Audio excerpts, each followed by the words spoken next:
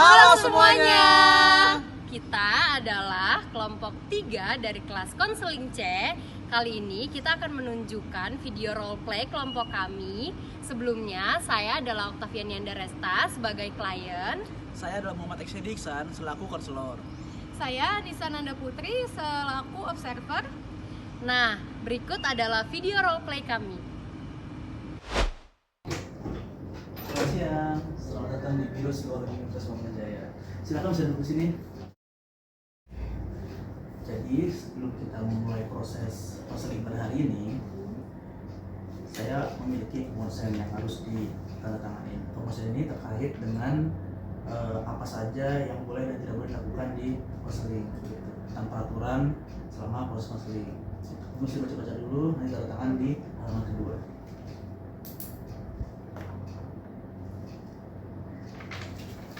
Berarti ini juga terkait dengan kerahasiaan ya Mas? Iya, betul. Di mana penerapannya? Tanda tangan di sini silakan. Fotonya.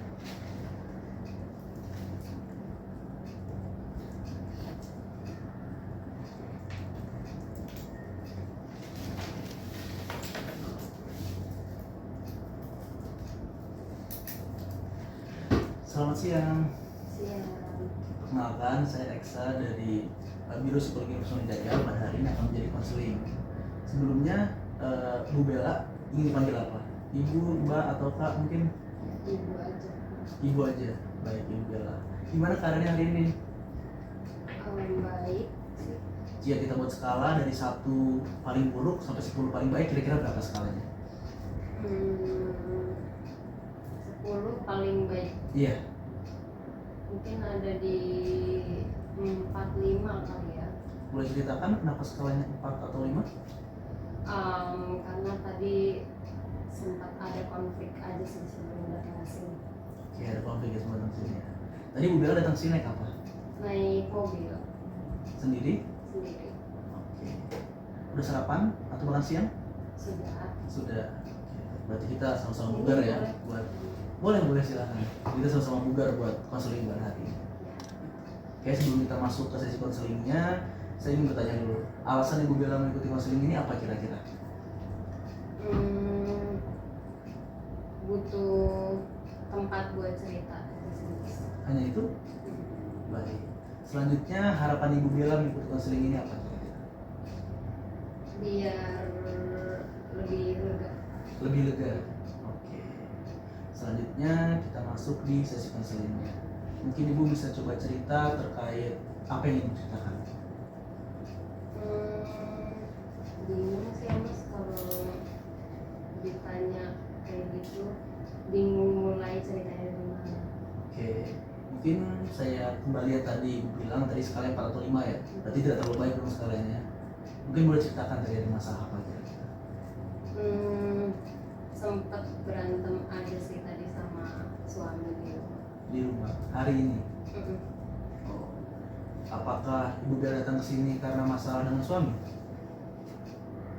Iya, sebagian besar ya. Mungkin bisa diceritakan secara pelan-pelan kira-kira masalahnya apa Ibu Bella?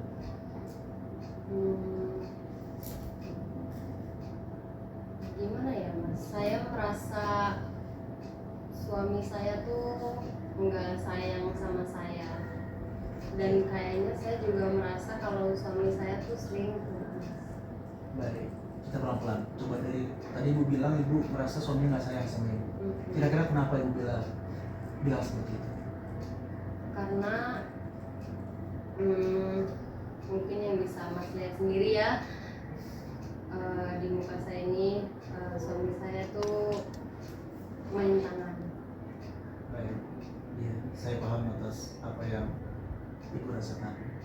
Mungkin boleh ceritakan kira-kira main tangannya apakah dilakukan tiap hari, terus karena masalah apa kira-kira Ibu?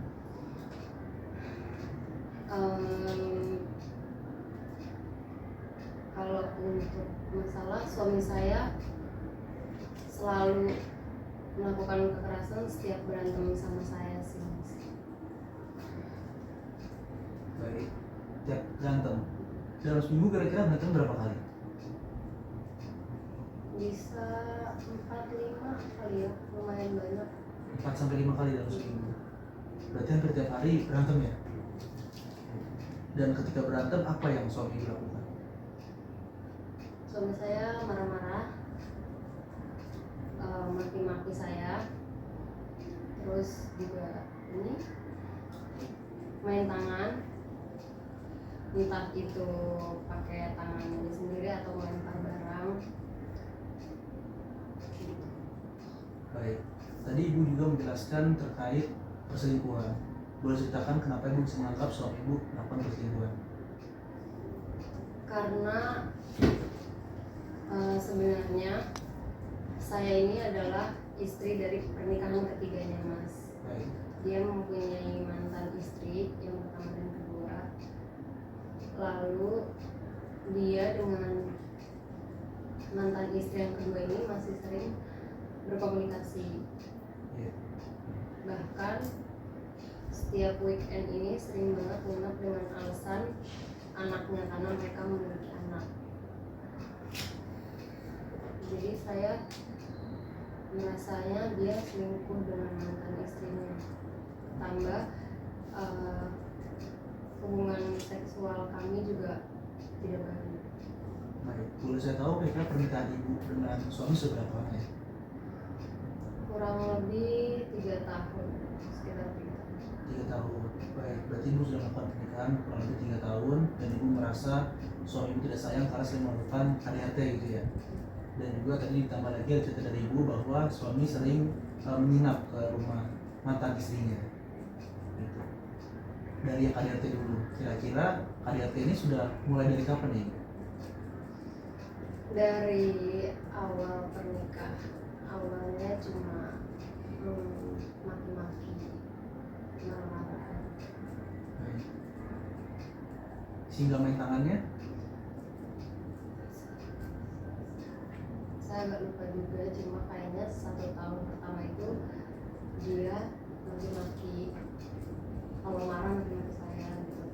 Baik. Terus mulai main tangan tuh di pertengahan awal pernikahan sampai sekarang. Baik, saya paham atas perasaan sedih dan juga kecewa ibu ya terhadap suami. Baik, berarti pernikahannya sudah 3 tahun dan dari awal suami sudah melakukan KDRT ya. Terkait perselingkuhan tadi, suami sudah mulai dari kapan kira-kira? Menginap di rumah istrinya, mantan istrinya maaf. Dari awal pernikahan juga. Baik, dan itu sudah ada persetujuan dari ibu berarti? Enggak, karena setiap saya pengen ngomongin dia selalu menghindar, terus selalu marah-marah. Dan ini kan weekend ya, Mas. Iya. Tadi juga berantem hari ini tuh gara-gara masalah itu. Saya mencoba untuk ngomongin ke suami, tapi suami saya marah-marah. Akhirnya dia nampar saya, terus dia juga melempar saya pakai piring gitu, Mas. Saya paham atas perasaan kecewaan atau sakit dari ibu.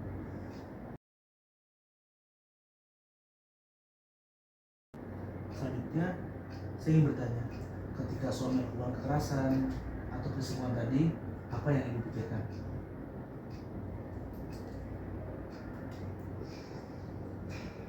Mungkin dia kayak gitu karena dia merasa kesal kali ya, Mas, ke saya. Saya juga nggak tahu, karena saya merasa sebenarnya saya juga bertanya-tanya apa saya pantas seperti ini. Baik, selanjutnya perilaku apa yang ibu munculkan di rumah? Sekaligus ketika sedang berantem dengan suami, gitu. Saya diem aja sih, Mas, karena pernah sekali waktu itu saya berontak dan saya melawan. Tapi saya malah makin habis sama suami saya. Jadi sampai saat ini kalau suami melakukan itu saya terima dan saya diem aja. Baik, berarti sampai saat ini ibu tidak pernah berani mencoba lawan ya atas kekerasan yang suami ibu berikan. Boleh tahu ibu kira-kira di rumah ada siapa aja? Cuma saya, suami saya, dan ART. Baik. Mereka berkontribusi ketika ibu sedang kena KDRT gitu. Enggak sih, karena mungkin ART saya juga takut ya dengan suami saya, karena memang suami saya ini tipikal orang yang temperamental, jadi dia sebisa mungkin nggak ikut campur, kecuali saat suami saya sudah pergi dia baru nyamperin saya dan membantu untuk mengobati luka. Baik, saya paham. Tadi ibu sudah menyebutkan terkait perasaan ibu ya ketika sedang berantem dengan suami atau melihat suaminya datang ke rumah mantan istrinya. Tadi perasaan ibu bilang sedih atau kecewa. Apakah ada perasaan lain ibu? Sebenarnya saya juga marah mas, sangat marah. Cuma saya tidak bisa melampiaskan amarah saya itu ke suami saya karena ya itu tadi, karena saya takut dengan apa yang akan suami saya lakukan kepada saya lagi. Baik, berarti ibu lebih milih buat diem aja ya gitu ya. Iya. Dan sebelumnya ibu pernah cerita mungkin ke keluarga ibu yang lain? Enggak, saya nggak pernah cerita karena keluarga saya juga jauh. Mereka ada di luar kota, jadi saya juga mau ceritanya sungkan juga, enggak enak. Baik, berarti hanya suami dan mungkin ART di rumah yang tahu tentang kondisi ibu. Keluarga yang lain belum tahu. Tadi ibu menyebutkan bahwa ibu adalah pernikahan ketiga suami. Jika ibu sendiri saat ini umurnya berapa? Saya 42 tahun. 42 tahun ini. Dan dengan suami sekarang pernikahan keberapa ibu kira-kira? Ini pernikahan kedua saya. Pernikahan yang kedua. Berarti sebelumnya ibu pernah menikah ya? Boleh ceritakan ibu kira-kira pernikahan sebelumnya seperti apa? Pernikahan yang pertama itu baik-baik aja mas, maksudnya saya tidak pernah mengalami hal yang seperti ini. Dan kenapa saya menikah lagi, karena suami saya yang pertama meninggal karena sakit. Baik. Dari pernikahan itu ibu memiliki anak? Punya Dua anak. Sebelumnya pernikahan itu berapa tahun? lama sih mas, hampir 16 tahun. Baik. Untuk anak yang pertama berapa umurnya ibu? Sekarang 15. 15 tahun. Baik. Untuk anak yang kedua? Yang kedua cuma beda 2 tahun, 13. 13 tahun. Dan anak ibu tidak tinggal dengan ibu sekarang? Tidak, dia sekarang di rumah orang tua saya di Padang. Di Padang. Mungkin boleh ceritakan ibu kenapa anak-anak ibu tidak tinggal dengan ibu saat ini? Awalnya sih tinggal dengan saya mas, Iya. di sini. Cuma karena mungkin mereka juga nggak nyaman ya dengan keadaan rumah yang setiap hari saya berantem dengan suami saya, karena sebelumnya waktu papa mereka masih ada, saya tidak pernah mengalami kejadian ini gitu. Jadi mereka lebih milih untuk tinggal dengan kakek neneknya di sana. Baik. Dan mereka tidak masalah dengan itu? Sebenarnya sempat konflik juga sama anak saya yang pertama, karena anak saya dulunya laki-laki. Iya. Saya juga udah dikasih tahu dengan anak saya, maksudnya dengan apa yang saya alami, kenapa udah enggak bercerai aja gitu. Cuma saya nggak mau cerai dengan suami saya mas. Baik, baik, saya paham. Berarti sebenarnya ibu memiliki dua anak ya, yang sekarang tinggal di Padang. Dan sebelumnya tinggal juga bersama ibu dengan suami. Karena ada mungkin masalah, sehingga mereka sekarang tinggal dengan orang tua ibu, gitu ya. Baik. Selanjutnya saya ingin bertanya lagi terkait pernikahan saat ini. Tadi ibu sempat bilang bahwa ibu tidak bisa melakukan emosi ketika ibu terkena KDRT, itu ibu diem aja gitu. Lalu bagaimana perilaku ibu untuk mengontrol emosinya ibu? nggak mengontrol sih, lebih mungkin meluapkan emosi saya kali ya. Iya, bisa. Karena saya nggak bisa meluapkan emosi ke suami saya, jadi saya meluapkan emosinya ke diri saya kembali. Seperti apa itu? Bisa ceritakan? Saya sering sekali menonjok tembok dan mencabut rambut saya sendiri sampai rontok banyak, karena saya merasa sakit banget hati saya, mas. Dada saya nyesek banget karena nggak ada yang bisa saya luapkan lagi, emosi saya tuh tertahan gitu, makanya saya meluapkannya dengan cara itu kenapa ya, mas? Ya, sebelumnya saya paham terkait apa yang ibu rasakan, terkait kesedihan ibu dan juga bagaimana ibu tidak bisa mengontrol emosi ibu. Tadi ibu bilang ibu sering melakukan seperti menonjok tembok atau menarik rambut ya. Itu namanya self harm ibu. Kondisi ketika ibu self harm. Kondisi ketika ibu tidak bisa melakukan emosi sehingga ibu melakukan emosi ke diri sendiri. Dan tindakan itu sangat merugikan ibu. Dalam seminggu ibu bisa berapa kali melakukan self harm kira-kira? Setiap saya berantem dengan suami saya, kalau untuk suami saya memaki-maki saya gitu ya, saya kayak ya udah gitu, mungkin karena udah terbiasa kali ya, mas, selama 3 tahun ini. Tapi kalau untuk kekerasan mungkin saya masih belum bisa terbiasa dan belum menerima gitu ya. Jadi setiap suami saya melakukan kekerasan terus suami saya pergi, saya langsung meluapkan emosinya dengan cara menunjuk tembok dan mencabuti rambut saya sendiri. Jadi cukup sering dalam seminggu. Cukup sering melakukan self harm. Dan self harm ini dipicu karena pertengkaran dengan suami. Suami tahu ibu sering melakukan self harm? Enggak, karena saya melakukannya ketika suami saya sudah pergi. Baik. Sebelumnya ibu pernah mencoba untuk asertif atau bilang ke suami atas keadaan diri ibu tidak nyaman diperlakukan kekerasan seperti itu? Enggak sih, mas, karena itu tadi yang saya bilang, kalau suami itu nggak bisa mendengarkan pendapat saya. Dia sangat apa ya, bodoh amat mungkin ya, atau lebih ke dia emang nggak bisa diajak komunikasi. Jadi setiap saya ingin berbicara, ngomong yang belum sampai ke masalah intinya, dia tuh udah marah-marah duluan. Jadi saya juga nggak mau mancing dia buat emosi lagi, karena akan saya juga yang habis nantinya. Baik. Dan itu sudah ibu lakukan dari awal pernikahan. Jadi ibu sudah memahami bahwa suami ibu ini memiliki emosi yang lebih tinggi gitu ya dari awal pernikahan. Baik, saya paham.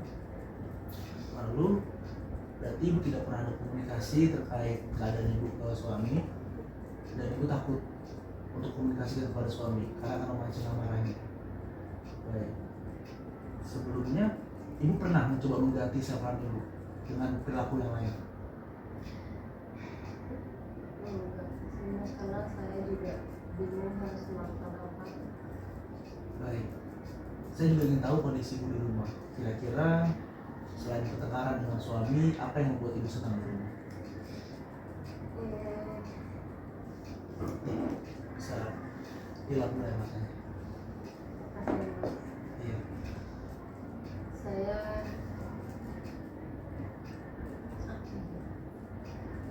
mungkin lebih ke mendistract pikiran saya kali ya, biar nggak terus-terusan sedih. Baik. Biasanya saya masak sih, cuma bukan masak makanan, lebih ke kue-kue gitu, atau saya juga berenang biasanya. Cuma itu saya lakukan kalau lagi mau aja. Oke. Apakah ibu pernah mencoba untuk mendistract tadi perilaku self harmnya ke perilaku yang lain sebelumnya? Seperti tadi mungkin masak atau berenang? Enggak, tapi cuma beberapa kali doang, enggak sering. Karena biasanya habis saya berantem terus saya melakukan self harm tadi, self harm ya. Iya. Terus habis itu saya tidur karena saya capek banget karena terus-terusan nangis. Baik, mungkin saya memiliki rekomendasi buat ibu, beri opsi atau saran untuk ibu supaya bisa mengganti perilaku self harm, karena perilaku self harm itu kan sangat merugikan ibu ya. Badan ibu ditambah sakit, rambut ibu jadi rontok gitu. Mungkin jika ibu suka menulis, ibu bisa melakukan journaling. Ibu bisa melakukan journaling, iya, mungkin di laptop atau di kertas ibu bisa menulis di situ, menulis terkait keresahan ibu, terkait emosi ibu gitu. Lalu selanjutnya mungkin juga sekarang lagi zaman olahraga ya, lari, pedal gitu. Mungkin ibu suka berenang tadi ibu bilang, mungkin kalau badannya tidak terlalu sakit, ibu bisa mencoba mengalihkan self harm tadi ke olahraga gitu. Kalau olahraga kayaknya nggak bisa juga mas, karena suami saya itu posesif banget. Dia tuh tidak mengizinkan saya kemana-mana, bahkan untuk berkomunikasi dengan teman saya itu saya susah dibatasin karena suami saya nggak suka. Jadi kalau untuk keluar izin olahraga itu nggak akan dibolehin kalau tadi pedal atau kan kalau pedal harus keluar gitu. Begitu paling kalau journaling itu lebih ke meluapkan emosi perasaan gitu ya. Iya, melalui tulisan atau ketikan ibu di laptop. Mungkin bisa ibu coba buat melakukan itu. Berarti tadi ibu bilang ibu sudah dibatasi sama suami ya. Berarti ibu tidak bisa bercerita dengan keluarga atau teman. Tidak, karena komunikasi saya dibatasi sama suami. Dengan anak saya aja, kalau misalnya saya izin untuk menemui anak saya itu sangat susah sekali karena yaitu tadi nggak diizinin sama suami. Jadi saya juga bingung harus gimana. Mungkin rekomendasi yang terakhir, tadi ibu punya hobi juga memasak. Mungkin memasak ini bisa jadi alternatif buat mengalihkan perasaan ibu untuk self harm. Ibu bisa melakukan masak-masak, buat kue kering. Itu rekomendasi dari saya buat mengalihkan perasaan. Mungkin saya coba nanti journaling karena saya belum pernah melakukan itu sebelumnya. Ya, bisa dicoba. Lalu untuk saat ini kondisi ibu dengan suami berarti sedang berantem tadi pagi. Iya lagi nginep di rumah mantan istri. Setiap weekend suami nginep di ruangan. Boleh saya tahu kira-kira alasan ibu untuk tetap bertahan di pernikahan ini apa kira-kira? Karena saya sangat sayang dengan suami saya mas. Saya juga tidak mau merasakan kehilangan lagi karena saya juga yang sebelumnya kan meninggal dengan suami saya. Saya takut merasakan kehilangan itu lagi. Baik. Tadi ibu juga sempat mention bahwa hubungan seksual ibu dengan suami saat ini sedang renggang ya. Boleh ceritakan mungkin apa yang terakhir kali ibu melakukan hubungan seksual dengan suami? Sudah lama. Mungkin tahun lalu kali ya mas. Tahun lalu. Oke, boleh ceritakan kenapa tiba-tiba bisa renggang hubungan seksualnya? Nggak tahu sih mas. Suami setiap kali pulang kerja gitu langsung tidur gitu, nggak ada aktivitas lagi, bahkan untuk ngobrol aja tuh kita jarang banget. Makanya kenapa bisa saya mikir suami saya selingkuh karena itu. Berarti selain hubungan seksual, komunikasi ibu dengan suami juga sekarang udah mulai jarang ya? Sangat buruk. Buruk sekali.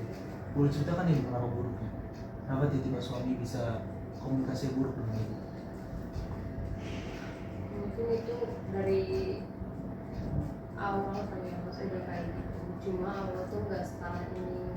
Sekarang karena berantemnya makin lama makin sering, jadi makin lama makin buruk komunikasi. Makin buruk komunikasinya. Baik. Mungkin ini sudah akhir dari sesi konseling kita. Saya akan memberikan seperti tugas mungkin bisa ibu lakukan di rumah. Tugas sederhana, ibu bisa melakukan seperti journaling ibu.